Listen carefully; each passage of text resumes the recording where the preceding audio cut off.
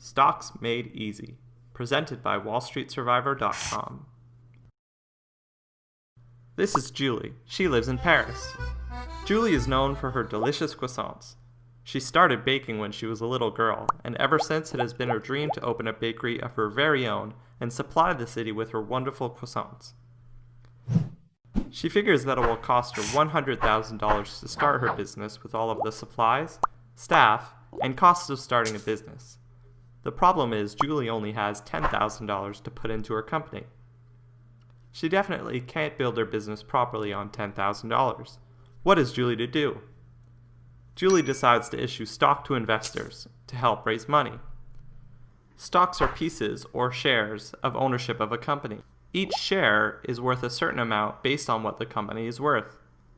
Companies issue shares to investors in order to raise money.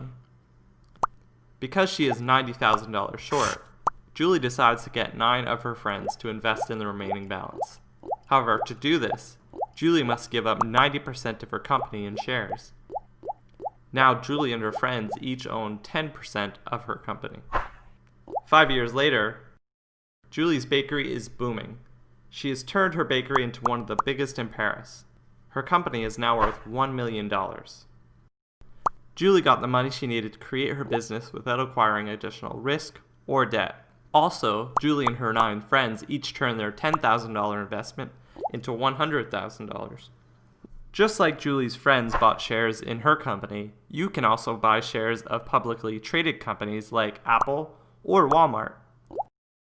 If Apple has 100 shares and you bought 1 share, you would own 1% of Apple. To learn more about the stock market, sign up at WallStreetSurvivor.com and play the web's biggest fantasy stock market simulator.